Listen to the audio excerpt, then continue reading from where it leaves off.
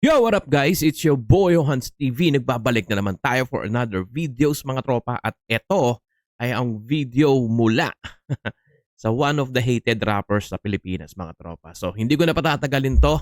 From the title Ama, here is Young One and Nay9. Let's go!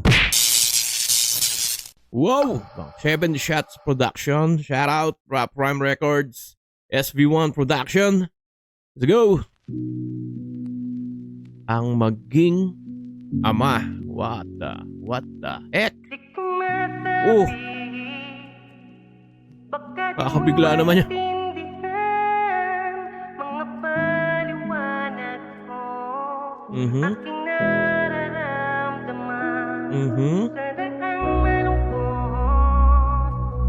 Nangangas din ng buhok ni ni Young One talaga. May nangangasan ako sa buhok niyan. Galing aprong-apro eh. Alam ko ang buhay ng isang lalaki di madali. Responsibilidad na di mo pwede na indahin. Sa bawat araw-araw ay iba't ibang hamon na natatamo. Gusto nang umayaw pero hindi pwedeng huminto. Magaling. Nahihirapan din ang hindi nyo alam. Gusto kong sumigaw. Malungkot na nadarama ay maibsan. Mga patak sa aking mata ayokong ipakita.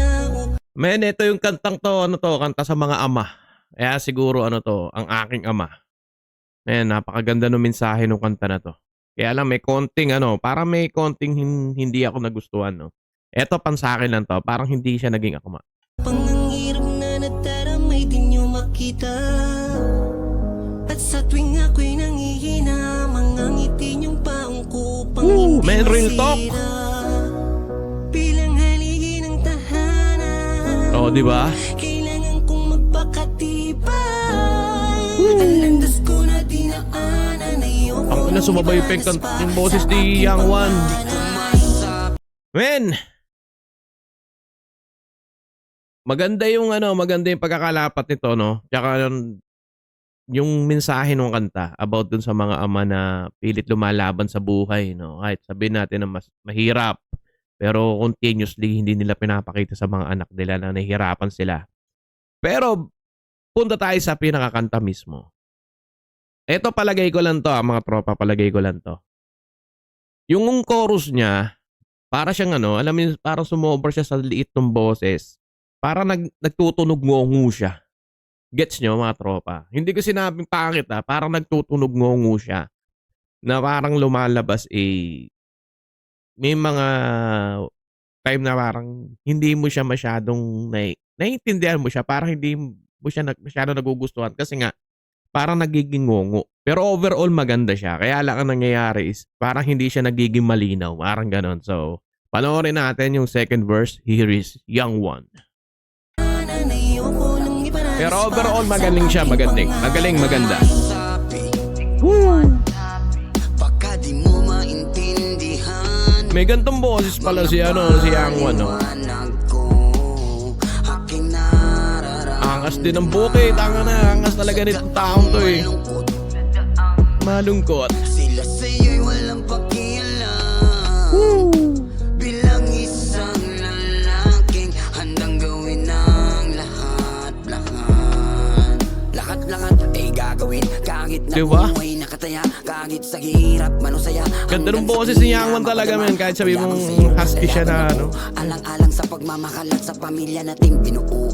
Anumang mga hindi pagkakaunawaan ay di na dapat pa natin na pagtalunan. Mahaba tumatagal lang ang usapan. Ganda. Abot ko bawat rason bilang aligi ng tahanan, tanggap ko lahat yun.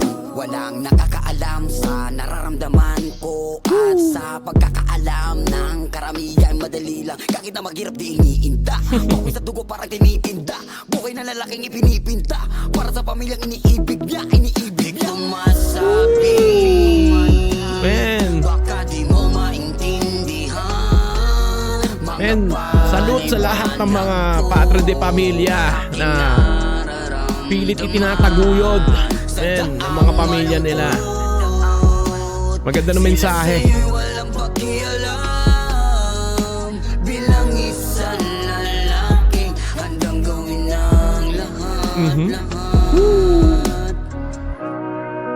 Ang ganda ng mensahe ng kanta na 'to.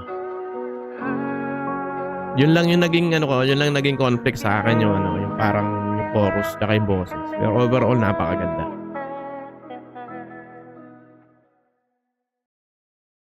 So yun, napakaganda nung kanta na 'to. Ito yung nakaka-inspira para sa mga tatay na tinataguyod yung mga pamilya nila. Totoo yung sinasabi nila na ano, na hindi dadaing ang ama kahit na nahihirapan 'yan. Kahit ramdam na ng mga anak na nahihirapan yung tatay nila, eh, hindi dadaing 'yan. Kasi ang sa kanila ay sila'y nagiging sandigan or gusto nila sila'y makitang matatag.